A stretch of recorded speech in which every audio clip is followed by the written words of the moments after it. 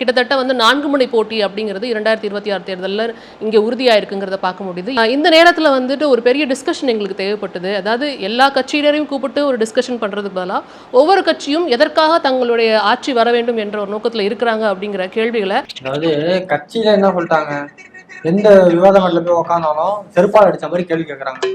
தயவு செஞ்சு அந்த பக்கம் போகாதீங்கடான்ட்டாங்க. இப்போ நமக்குள்ளேயே நம்ம பேசிக்கிட்டோம் அப்படின்னா யாரும் நம்மள வந்து எதுவும் கேட்க முடியாது. அருமையான ஐடியா வரட்டா. எத்தனை ஒரு பஞ்சாயத்தடா முடிச்சு வச்சு பாரு, நமக்காக அம்பட்டு பெண்ணும் பிள்ளை குட்டியோட வெயில்ல காத்து கிடக்குறாங்களே. ஸோ இன்னைக்கு இந்த எபிசோடில் வந்துட்டு கேள்விகள் என் தரப்புலேருந்து வர போகிறது கிடையாது. மாணவர்கள் தான் கேள்விகள் வந்து வைக்க போகிறாங்க. அங்கிள் அங்கிள் நானும் தொங்குறேன் அங்கிள். நீ வீட்டுல போய் தனியா தொங்கு, உன்னைய தொங்க விட்டு ஒரு கைய பறி கொடுக்குறக்க. இந்த ஃப்ரேமை பார்க்கும்போது சிரிச்சிருப்பாங்க. விவாத மேடைக்கு வர தொடர்நடிகை பயிலுக தனியா அவங்களுக்குள்ளே கும்மி அடிக்கிறாங்க. பத்திரிகை துறையில் நீண்ட நெடிய அனுபவம் மிக்கவங்க நீங்க. அப்படியே இழுக்கிற எல்லாம் இல்லைன்னு சொல்ல மாட்டியா?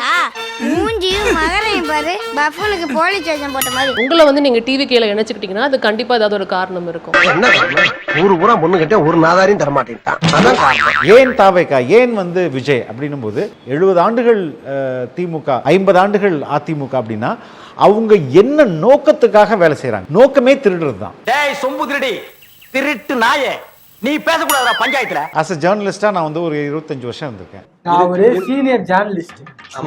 எல்லா விஷயமும் எனக்கு தெரியும். இது வந்து அப்போ என்னுடைய காசு திருடப்படுது அப்படின்றது எல்லா மக்களுக்கும் தெரியுது. அதுக்கு எனக்கு ஆல்டர்னேட்டிவ் இல்லை. ஆனால் இப்போ விஜய் அவர்களை, தலைவர் அவர்களை, தாவேகா தலைவர் அவர்கள் மக்கள் விரும்புறாங்க.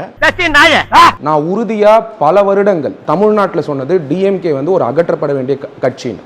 நீ என்னடா சொல்றது? சொல்ற எங்களுக்கு தெரியும் நீ சுத்த மூடு. இதுக்கு காரணம் என்ன? டிஎம்கே உடைய டிஎன்ஏல இருந்து நாங்க வரோம், எங்க ஃபேமிலியே. ஏய், நான் வயசு பசங்களோட நம்புவேன், ஆனா உன்ன மாதிரி வயசாயி வழுக்க உந்து நம்ப மாட்டேன்டா. பேப்பர் வெட்டி தலையா. கண்ணு முன்னாடி நான் ஸ்கூல்ல இருந்து பாக்குறேன் ஊழல் நடக்கிறது, தொடர்ச்சியா தமிழ்நாட்டில் நடந்துகிட்டு இருக்கிறத கண்ணால பாத்துக்கிட்டு இருக்கேன். அதனால ஆல்டர்னேட் பிரைமரி ஃபோர்ஸா தளபதி விஜய் அவர்கள் தான் ஆஃபர் பண்ண முடிஞ்சது.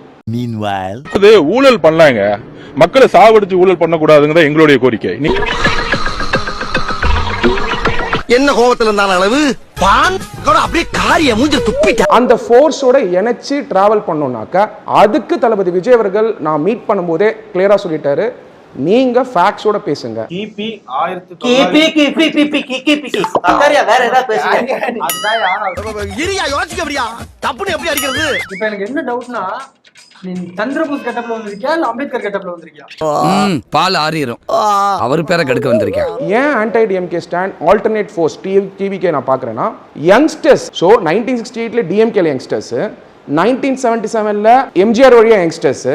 நான் தளபதி விஜய் அவர்கள் டிவிகே தொடங்கும் போது கூட பார்த்தது என்னன்னா, குழந்தைங்க வரைக்கும் அந்த அரசியல் போய் சேர ஆரம்பிக்குது. இப்ப இவ்வளவு நேரம் மூச்சு முடுக்க பேசினாரு, எதுக்கு ஒண்ணாரு? டிவிகே கட்சியில இருந்து வந்து நாள் தானே போறாரு. உடனேயோட ஒரு தட்டி பொச்ச மூடி ஸ்கூலுக்கு போடா அப்படின்னு நீ விரட்டி இருந்தீங்கன்னா இன்னைக்குவே இந்த மாதிரி வளர்ந்து நின்றுப்பாளா? தாவேகா மேல இருக்கிற நம்பிக்கை எதனால? தொடர்ந்து வெளியில இருந்து நீங்க ஆதரவு கொடுத்துட்டு இருக்கிறதுனால இந்த கேள்வியை முன்னாடி வைக்கிறேன். களத்தில் வந்து பார்த்தீங்கன்னா கடந்த 25 ஆண்டுகளாக இந்த ஒரு சமூக ஆர்வலராக இங்கே வந்து பயணிச்சுக்கிட்டு இருக்கேன். சமூக ஆர்வலர் நான் ஒன்று சொல்றேங்க, இந்த பெண்கள் என்ன ஆர்வலர்? சமூக ஆர்வலர் நீயா? ஆமா, கையை பிடிப்பி ஆர்வலரா? மூஞ்சிகளை பாரு, 10 ரூபாய்க்கு நயா பைசாவா மாத்தி கீழே போடு, எவனா செடியா நிக்கிறானோ எல்லாம் உளுந்து பொறுக்குவானுங்க. போரிக்கு பசங்க. தமிழக வெற்றி கழகம்ன்ற பேர் அவர் அறிவிக்கிறாரு. அவர் அறிவிச்ச உடனேயே அவருடைய முதல் கண்டன குரல் இந்த சிறுபான்மை மக்களுக்காக தான். டிஎம்கே ஸ்டார்ட் ஆன பீரியட்ல இருந்து இப்போ வரையும் பார்த்தோம் அப்படின்னா ஒரு சிங்கிள் பார்ட்டி வந்து ஆட்சி அமைக்கிறது அப்படிங்கிறது ஒரு பெரிய கொஸ்டின் தான். தனித்து களம் காணும் போதா டிவிக்கே தனித்து களம் கண்டா வெற்றி சாத்தியமாங்கிறதான் சுருக்கமா அவங்க கேட்க வராங்கன்னு நினைக்கிறேன்.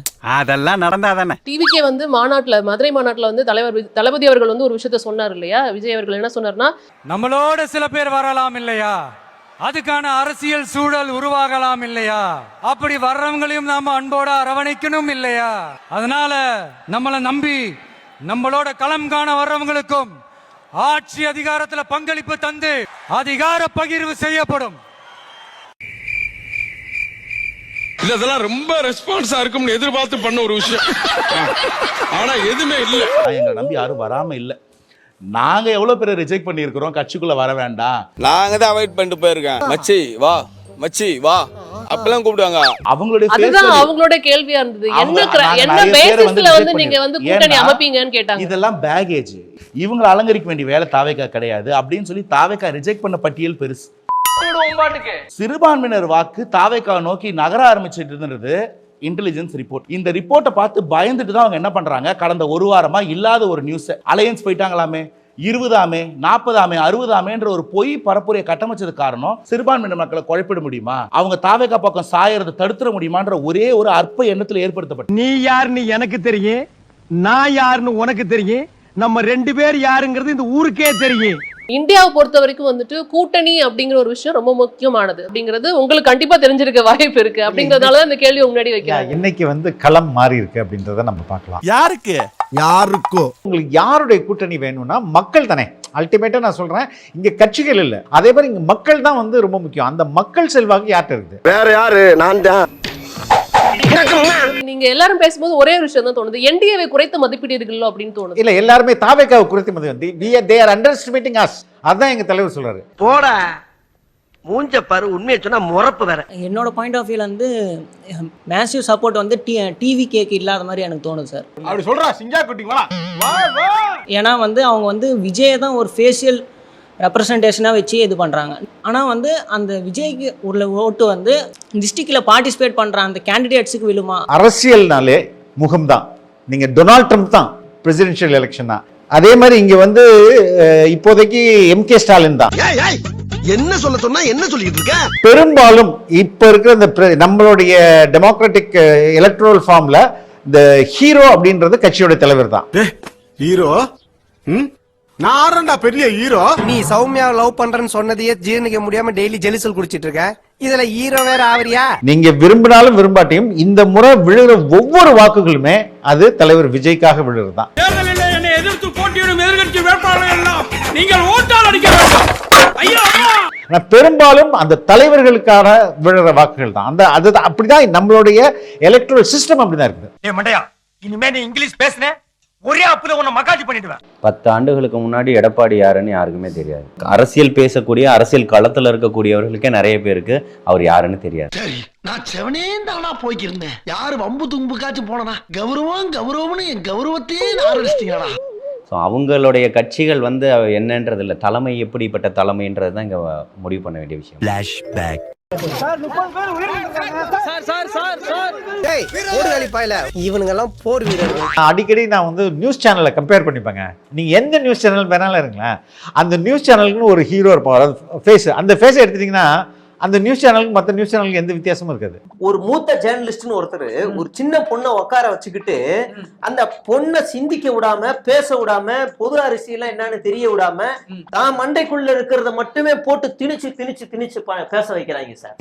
அப்படி ஒரு அநியாயம் நடக்குது சார் தமிழ்நாட்டுல. சேனல் பேரை நான் ஓப்பனா சொல்லிடுவேன் சார், அசிங்கமா போயிருக்கு சார். இதுக்கு செருப்பாலே அடிச்சிருக்கலாம். மேற்கொண்டு இந்த மூஞ்சில கரியலி பூசுற மாதிரி இருக்கு. அப்பா போதும் பாப்பா. வீட்டுக்கு வீடு விஜய்ன்னு சொல்றாங்கல்ல, it is not just a slogan. உண்மையிலே அது.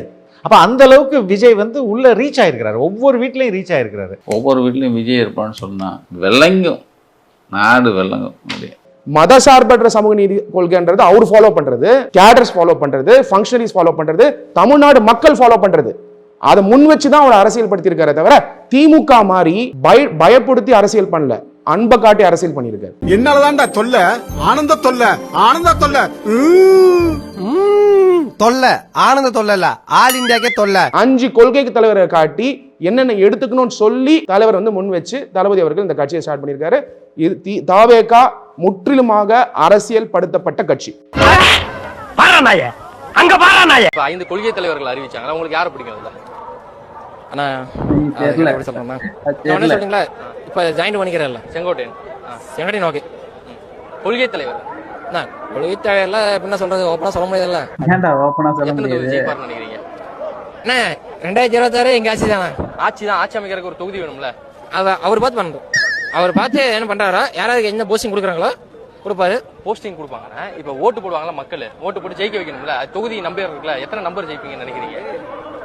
கிட்டத்தட்ட ஒரு 4 ஜெயிச்சு பண்ண வச்சுங்க. உங்கள மாதிரி சோதா பசங்க எல்லாம் வச்சு பெரிய கனவு கண்டமா என்ன சொல்லணும். நானும் வந்து ஒரு விஜயோடைய ரசிகை தான். தேங்க்யூ. அவங்க காட்டுற படம், அவங்க காட்டுற பாட்டு தான் நான் பார்த்து எனக்கு அப்படிதான் எனக்கு பிடிச்சது. பர்சனலா கேட்டாக்கா அவனுக்கு ஏன் எனக்கு பிடிக்கும் எனக்கு சின்ன வயசுல எனக்கு தெரியாது. அப்புறம் தான் எனக்கு தெரிஞ்சதுங்க அவங்க என்ன ஏமாத்திருக்காங்கன்னு. சிஎம்மா ஆக போறாரு அப்படின்ற பட்சத்துல இவருக்கு ஓட்டு போடலாம் அப்படின்னு நினைக்கும் போது நான் ஏன் ஓட்டு போடணும் கேள்வி எனக்கு வருது. நீ கேட்டது கரெக்டான கேள்வி. தாவேக்கா தலைவர் விஜய் வந்து அவர் ஏன் வந்து பிரஸ் மீட்டே இன்னும் அட்டெண்ட் பண்ணலன்றது. ஆக்சுவலி நீங்க சொல்ற இந்த வார்த்தை இருக்கு இல்லையா, மீடியா அட்ரஸ் பண்ணல, இட்ஸ் a fake narrative. என்னடா சொல்ற? இதுவே திமுக செட் பண்ண ஒரு நரேட்டிவ். எல்லா படத்திலும் டிஎம்கே பரவேசி பயிலுங்க. நீங்க எவ்வளவு மீடியால கேள்வி கேட்கலாம், கேட்கிற கேள்வி எல்லாத்தையுமே விஜய் நான் பார்த்துட்டே இருப்பேன்.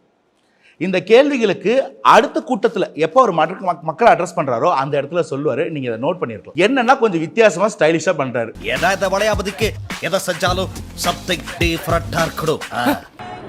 தேவையில்லாம அந்த வார்த்தையை வாயிலிருந்து வர வச்சிடாத. ஒரு வாரம் 10 நாள் நீங்க மீடியால கதறீங்க. சிபிஐ வாசல்ல இருந்து வெளியில கையை காட்டினாரு.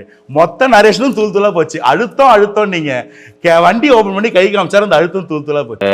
ஒரு படத்துல ரூமுக்குள்ள விட்டு கவுண்டர் பண்ணிய உலக்கையில அடிப்பா அவன் பொண்டாட்டி. அவன் திடீர்னு கதை தோணு, ஏய் அடிய வாங்கிட்டு என்ன நினைச்ச அப்படின்னு இவன் சவுடாலா பேசுவான். அதுதான் விஜய் கதை. அதேதான் எங்க சிட்டி நிர்மல்குமார் அவர்கள் சொன்னார்ல, முதல்வர் பிரஸ் மீட்டை கொடுக்குறோம் முதல்ல, அதுக்கு அடுத்ததே எங்க தலைவர் கொடுப்பாருன்னு சொன்னார்ல. That is the answer. தாவேக்காவோட தலைவர் விஜய் இதுவரைக்கும் ஏன் பிரஸ் மீட் கொடுக்கல? முதலமைச்சர் எப்போ பிரஸ் மீட் கொடுக்குறாரோ அதுக்கு அடுத்த நாள் தான் நாங்க கொடுப்போம். ஆட தெரியாத சிலுக்கு கால சுலுக்குன்னு சொன்னாலாம், அந்த கதையா இருக்குடா. இந்த எலெக்ஷன் எந்த ஒரு சமூகத்துக்கும் எந்த ஒரு கட்சிக்கும் நடுவில் இல்லை, ஆண்டு கொண்டிருக்கக்கூடிய தீய சக்திகளுக்கும் ஒட்டுமொத்த தமிழ் மக்களுக்குமான ஒரு தேர்தல். அந்த ரிசல்ட் வரும்போது உங்களுக்கு இது புரியும். நம்ம ஆட்சியை அமைப்பீங்க தானே? உங்களை தான் கேட்கறேன், நம்ம ஆட்சியை அமைப்பீங்க தானே? இந்த விஜய்க்கு ஒரு வாய்ப்பு கொடுப்பீங்க தானே? உண்மையிலேயே கொடுப்பீங்க தானே? இந்த விஜய நம்புறீங்க தானே? ஒவ்வொரு வீட்லயும் விசில் சத்தம் கேட்கும் தானே? சொன்னப்பல ஓவரா ரீட் அடிக்கிற குடு. ஓட்டுட்டீங்களாடா? ஸ்டார்ட் பண்ணு.